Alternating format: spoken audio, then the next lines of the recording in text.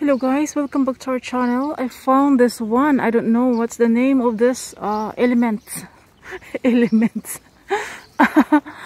Para siyang sampalok guys. Nangangasim tuloy ako. Pero hindi siya sampalok. Uri ito ng Fuji. Ano bang tawag ito? Uy, ang cute nila oh. Sana all. Bigyan mo naman ako. Hulugan mo ako ng isa. Pang ano lang siya guys. Yung parang tamis oh. Persimmon. Pang ibon lang to, daming bunga oh. Daming bunga guys. Ay, ang sarap. I-zoom natin ha. Yan oh, daming bunga. Ang mahal yan guys. Ang peraso niya is 105 yen. Oh my god. Hala. Daming tao. Itong ano na ito? Itong kahoy na ito na orange yung kanyang flower. Napakabango niyan guys. Sasakit ang ilong mo sa sobrang bango. Tapos yun nga lang mayroon siyang pollen. Allergy ako sa pollen niya.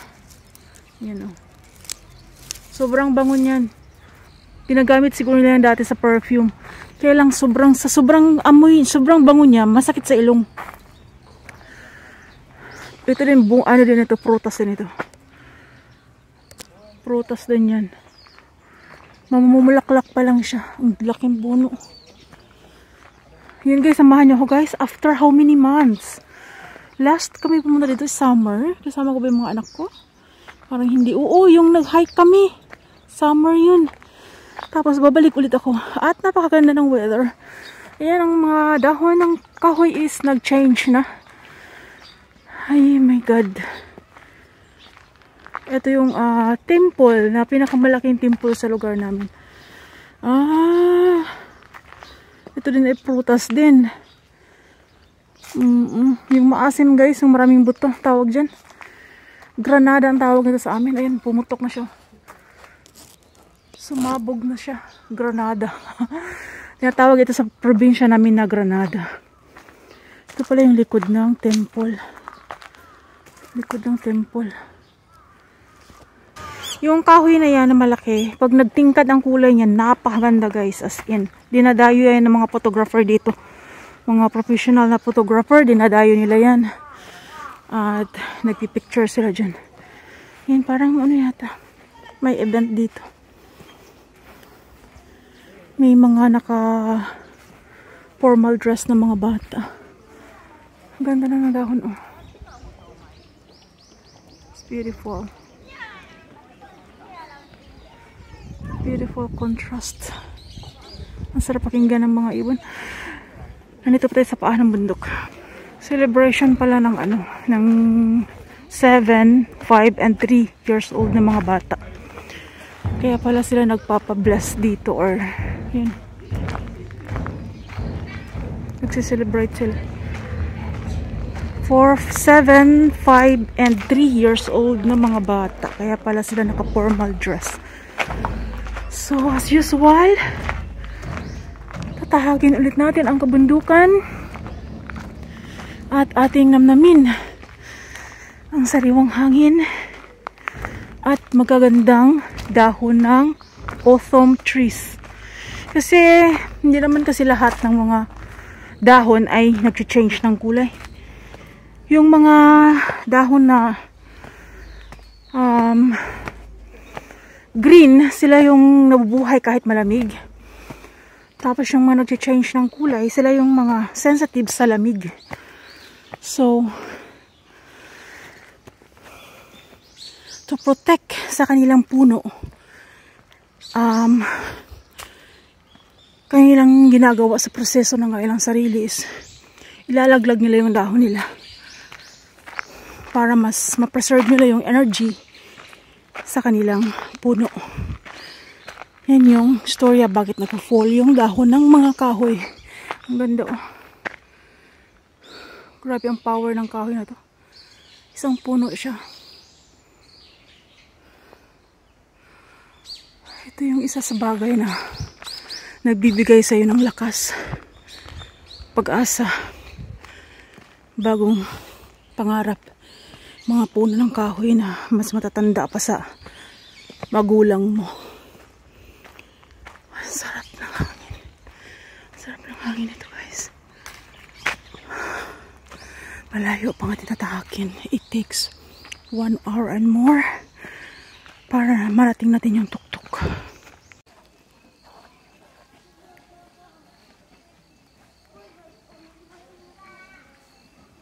Wow.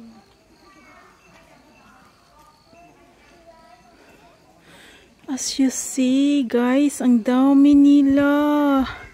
Malalaki na, 2 months ago, ang liliit pa niya, halos hindi makita. Dami nila. Whole year, yan sila nandyan. Last 4 years ago na umakit ako dito, hindi sila ganun kadami, mga iilan lang. Tapos hanggang sa dumagal, dumami sila ng dumami. Nakakatuwa. Uy, may mga bata na hikers, oh. Ang dami nila, oh. In. Wow, kagigil. After 40 minutes of walk, I saw them again.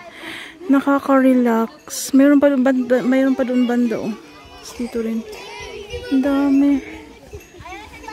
Yung pagkain nila is yung mga dahon lang na mga nadudurog.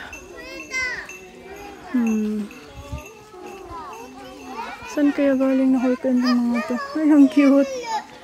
Ang dami. May mga itim, but mostly talaga is orange. Yan yung kanilang ano.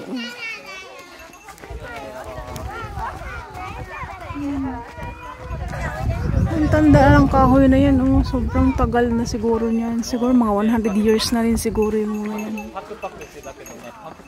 Punta tayo dito sa taas, guys. Mayroon doong vending machine. Ang dami, nakakatuwa. Meron pa nga hindi lumabas eh. Kaya na dami nila dito, oh. Nung bago ako bumaba, nandyan sila sa may mababang lugar. Nanginginain siguro ng mga durog na dahon. Ay, ang saya. Kagigil. Ang cute. Ano yan guys, yung mga nagkakagulo, mga nursery yun, umakyat yun dito. Sabagay, may bus naman silang sinasakyan paakyat dito eh. Tapos, pagbaba nila sa may parking, lakad sila ng konti. Ano kasi ito, symbol of Ota, ang bundok na ito. Symbol of Ota City, ang Kanayama Mountain. Diba? Ang ganda, ang sarap tingnan. Yan guys, yung City of Ota. Kung doon ka kasi pupunta sa bundok na yun, yung sinasabi kong una ko napuntahan, hindi mo makikita yung view na to. Kasi mas bababa yun eh. Tsaka ano siya, wala siyang katulad nito na mayroong tuktok na mayroong walang puno ng kahoy. Kasi doon is puro ng kahoy eh. Kaya kahit malayo ito at mahirap akyatin, inaakyat ko para makita ko yung buong city. Iba kasi yung feeling mo pag makita mo buong city. Dalawang city na yan eh. Ota City at saka Ashikaga City. Dalawang city yung mapapanood mo dito. Makikita mo dito. Ang kahoy this year guys, hindi maganda ang kanilang dahon kasi nasunog sila sa init. Unlike last year na medyo may hinahon yung init, maganda ang kanilang texture or ano ba to? Pag ano ng dahon, pag change. Hindi pa talaga nag-change ng totally. Ito magiging wine ang kanyang kulay ng dahon na to. By November pa. Mainit kasi talaga this year. Kaya ganun. Meron ding isang ano dyan, lake, pero wala siyang mga colorful na fish. May saging dito guys. Saging na hindi naman nagkakaroon ng bunga. Dahon lang. Ayan. Sarap. Ang sarap pitasin. Oh, pwede nang magsuman dyan. Kaya lang bawal po kunin yan. Pag-aari po yan ng government. Ay, may isda. I saw fish. I saw fish dye. Black dye. Buti naman hindi naubusan ng tubig dyan. It seems like word. Dami. Ito ay uri din ng Fuji na double petals. Daming bunga. And the 800 years tree, nag-change na rin ang kanyang kulay. At yun nga, hindi nga maganda kasi sunog. Sunog yung kanilang dahon. Hindi malumanay ang init. Sobrang init kaya nasusunog ang dahon nila. Instead na pag malumanay, magyayalo mo na yan, ano? Tapos, saka siya malaglag ngayon kasi sunog. Ayan guys. 800 years na kahoy. Grabe ang laki. Sana ito ay tumagal pa ng maraming taon. Nagiging power spot na yan. May mga nagpe-pray at ako rin. Nag-ano din ako dyan. Nagbubulong ng mga hinaing sa buhay. At I feel naman na mayroon talaga siyang power. Ito din ay uri ng isang ito din ay isang uri ng persimmon guys. Ayun naman yung style ng kanyang bunga is parang oblong. Yan. Konnichiwa. Ginagawa nila dyan is binabalatan tapos binibilad sa hangin. Yung air dryer ang tawag dun. Air dry, hindi pala air dryer, air dry. Kasi mapakla siya kung diretso mo siya sa pagkain. So yun ang ginagawa nila. And then, kapag bili mo na yan sa market, sobrang expensive niyan. Kasi lalabas yung kanyang sobrang sarap na tamis. Yun yung style ng persimmon na ito. So, until here guys. At, patingin-tingin sa akin yung mga tao eh. Ayun, isa na yung city, hindi na yung old city. Ashikaga na yun. Yun yung maganda dito. Kasi natatanaw mo yung buong syudad. Dalawang uri ng city ang natanaw mo dito. Tindingin sa akin yung mga tao. Gandang-ganda siguro sa akin. So until here, thanks for watching and bye-bye for 800 years tree.